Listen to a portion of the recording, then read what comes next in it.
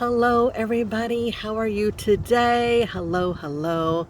It is, I think, 90 something degrees with a 93% humidity. I know that by heart because I check that quite a bit. The humidity here, it is hot. So if you see me sweating a little bit or a little shiny, that is why. Welcome. Hi, everyone. Welcome back to Dragonfly Caregiving Chronicles with Carrie. And that's me. I'm Carrie.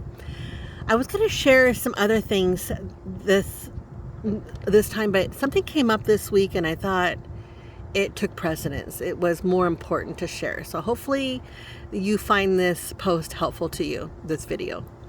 At my mom's recent doctor visit this last week, her new doctor asked her a series of questions. And one of the questions was, do you have any hobbies? And my mom answered in this way, no. I mean, she literally looked down and said no. She bowed her head and just said no. And I got to thinking of all the hobbies that she used to have when I was a kid on up to adulthood. You know, bowling, card games, reading was, oh my gosh, she read. Magazines came all the time, bestseller books, thriller books, sci-fi books, you name it. The Bible, she read it. Watching vampire movies. I mean, she did sci-fi movies. She had other hobbies too, but those are the only ones that come to my mind right now. So I just got to thinking, wait, she doesn't have any hobbies. You know, I'm now doing, the cooking and whatever around the house and taking care of the house. And, she's taking care of things, but she doesn't have any hobbies. So the light bulb went off and I went, I'm on it. As we know, hobbies aren't just fun extras. They are important. They give structure, they give purpose, and joy to our loved ones' days. So today I want to share more than 50 hobby ideas. I know you can try whether your loved one can do them on their own or whether it's something you can do together. And maybe one hobby they don't like. I mean, not everybody likes knitting or sewing. I don't like sewing. I mean, there are people who don't like that. Even folding laundry could be a hobby, but I don't see how that could be, but it could be. Right? Just to keep them active. They want to have a purpose. They want to have, I'm sure, I just turned this around.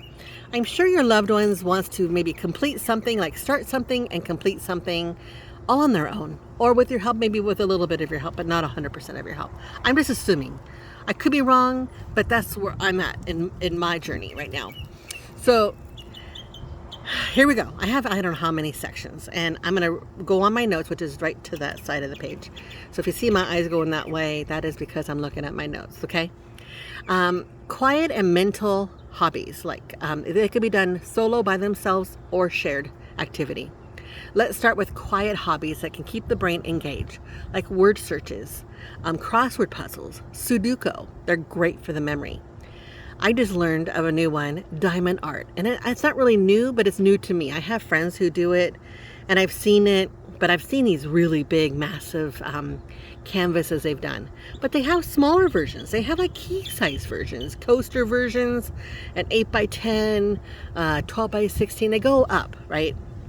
And the difficulty is sort of like puzzles, I think, to me, what I've seen. They could be easy, and then they can be really extreme and difficult. Adult coloring, or even reading the Bible, just a verse at a time, can bring calm and comfort. Jigsaw puzzles are another great one. Start small, maybe with 10 or 25 pieces, then work up to bigger ones as it feels right. Journaling, learning how to do calligraphy, handwriting practice. I'm sure when I get in my 70s, 80s, maybe 90s, I might need a new hobby, and one of those hobbies might be learning how to handwrite or print. A's, S's, I'm trying to think of the ones that you can't always understand. E's. But those could be rewarding.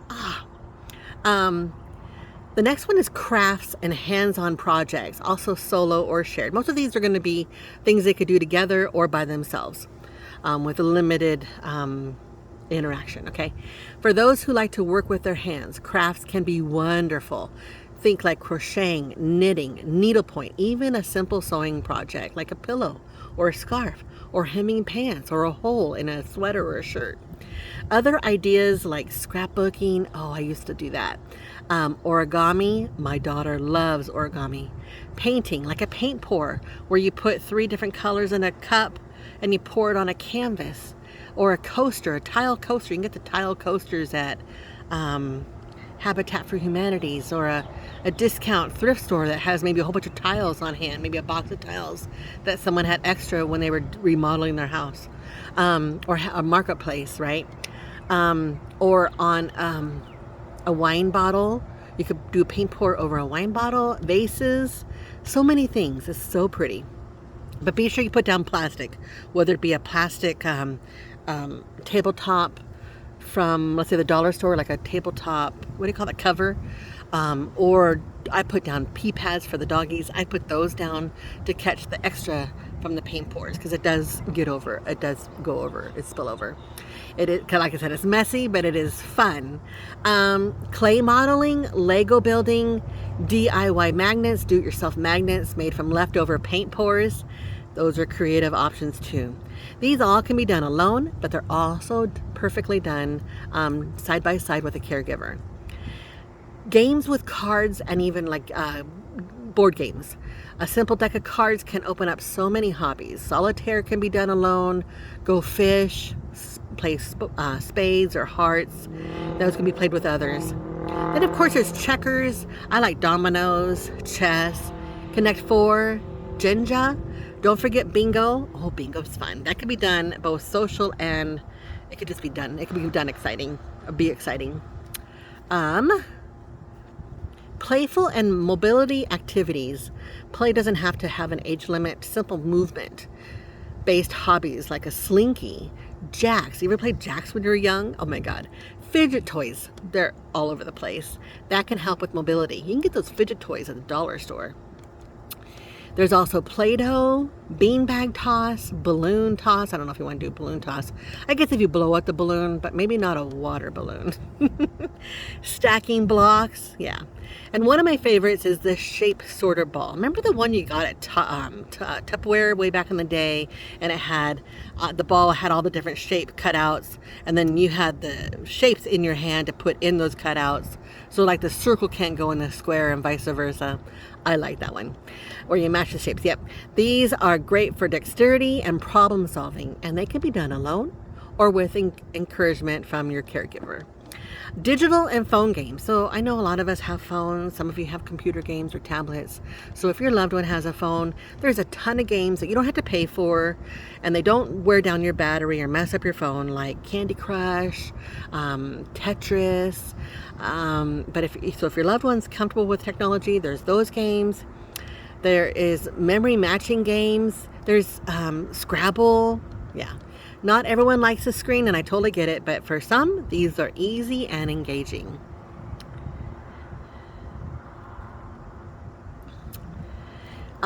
Gentle lifestyle hobbies. Finally, lifestyle hobbies, gardening. Oh yes, whether it's herbs or small pots, bird watching with the feeder outside, listening to music or audiobooks, or light cooking. Maybe they can be a sous chef for you, and baking if it's available. Even folding the laundry, we did talk about that, or doing a towel origami. You don't have to use paper all the time. You could use what you have, a dish towel, a washcloth, a towel. That can be comforting. Sorting coins, like if you have a ton of coins in a jar, they can sort those coins from quarters, dimes, nickels. You can sort it by a year if you want. If they have those reading glasses, we might need those. They can sort photos and keepsakes. Even start a collection if you want of postcards or stamps, and give meaning to the day. That is a thing. Give them meaning and purpose for the day. So whether it's a word search, a ball, or some jacks, or a colorful craft, hobbies bring joy and connection. Some can be done by themselves, and others can be done together. As caregivers, introducing hobbies isn't just about filling time. It's about creating moments of happiness and purpose. Right? Oh my gosh. Breathe. Thanks for watching, everybody. And don't forget, if you like what you see, if you're getting something out of this, if you want to share with me what you want to see next time, feel free to tell me. make sure you subscribe. It's free to do so. Like my page. And I'll be on with more tips and inspiration, hopefully. Remember, my purpose of this page is to remember you're not alone in this journey, okay? All right, everybody. God bless you.